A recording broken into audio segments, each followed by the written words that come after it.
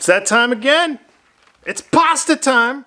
I'm going to show you 2 different ways to make a delicious rigatoni that is definitely going to make people happy. And the best part is, it's less than 6 ingredients on each one of them. Should we get upstairs to the kitchen? I think so. Let's try this one more time. How about with a clap? Not again.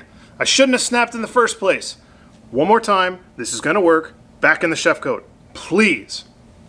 Now that's better. Let's head upstairs to the kitchen. This is Cooking with Style.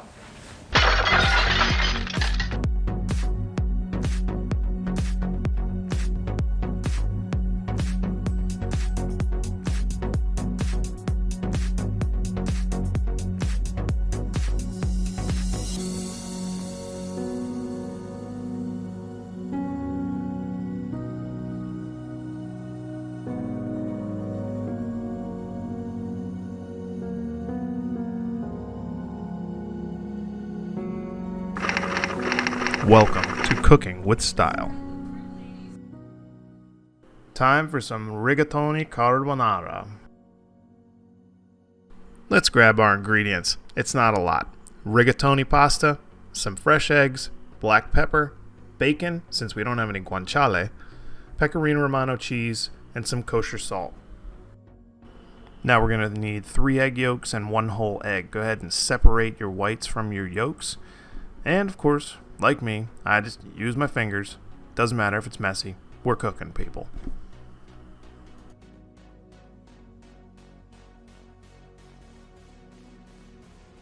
Let's go ahead and whisk those little chickies up and add a copious amount of shredded Pecorino Romano cheese.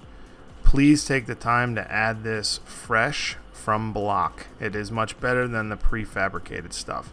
You also want to crack in a decent amount of black cracked pepper.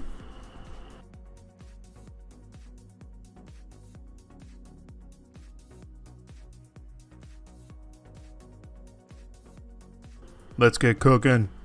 Go ahead and toss in your bacon into a medium heat pan. You don't need any oil because obviously bacon is smoked belly, also known as fat. You should be good. Just render it down.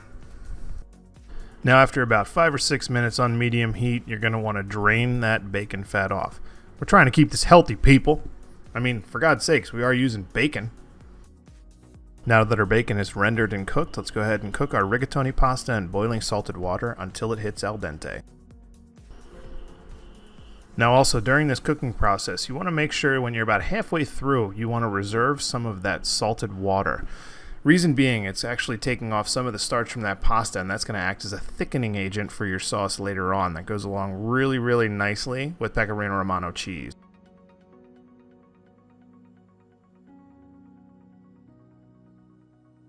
Time to create this Roman beauty. Go ahead and toss that bacon back into your pan, hit it with a little bit of your pasta water, toss in your rigatoni, and now this is where you're going to want to add your egg mixture.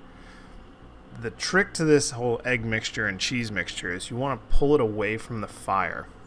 You want to mix it vigorously, and while it's actually cooking, go ahead and add even more pasta water to it so that way it creates more of a creaminess and it doesn't allow your eggs to almost scramble.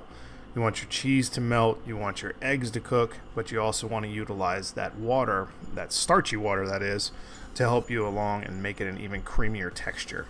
Hit it with a little bit more fresh cracked black pepper, and we are ready to go to plate. So I really need to figure out how to create smell-a-taste division because we've reached the part of the recipe where it's legitimately making my mouth water just watching it. All you got to do is go ahead and plate it up in a large bowl and hit it with even more of that freshly grated Pecorino Romano cheese and a little bit of kosher salt. Real simplistic, very, very easy to do. You can legitimately make this recipe in under 15 minutes. Thank you, enjoy it, and guess what? It's time to get cracking on yet another rigatoni recipe. Rigatoni Aglio e Olio. Alright people, round number 2. Super simple ingredients list. We need some rigatoni pasta, some extra virgin olive oil, some black pepper, some Parmesan cheese, thin sliced garlic, and kosher salt. And that's it. Also, later on, if you want to add some fresh herbs at the end, by all means, go for it. Get funky. I was real simple and I just threw a little parsley. You guessed it. Rigatoni pasta in the salted water. Cook it to al dente. Yeah, so remember in the last recipe where I said to save some of that pasta water? It seems to become a returning theme. Make sure you reserve some of that starchy pasta water. It's going to help make things thick and delicious. Now that our pasta's drained and we've reserved some water, let's get this puppy cooking. Add a copious amount of extra virgin olive oil, toss in your sliced garlic, and let's get it toasting. Because legitimately, Aglio Olio means garlic oil. Now once you start to see your garlic starting to get toasty, go ahead and add your cracked black pepper, a little bit of kosher salt just to get that garlic seasoned. Toss in your rigatoni and some pasta water, and let's watch the magic happen. Go ahead and add a little bit of fresh herbs, a little bit more kosher salt once you have your pasta back up to that nice norm temperature. Pull it off the heat, and let's go ahead and plate it up with some fresh Parmesan. Once again, pasta in about 15 minutes. Oh, P.S. Don't forget to sneak a taste before everybody else does. Why wouldn't you? Enjoy it, sit back, make your belly happy. Taste buds are good, so's the family. Keep cooking with style. Thanks again for watching, everybody, and if you feel like being awesome, go ahead and smash that like button. Also, if you'd like to subscribe to my channel, please click the link right up above. And if you'd like to see more content, by all means, click this one right over here. Also, don't forget to follow me on Instagram, Facebook, Twitter, and Pinterest. Pinterest, what is Pinterest? Well, it's just another social media site that I'm on. Once again, thanks for watching. Everything that we just did is in the description down below, and don't hesitate to comment. Keep cooking with style. Thanks for watching Cooking with Style.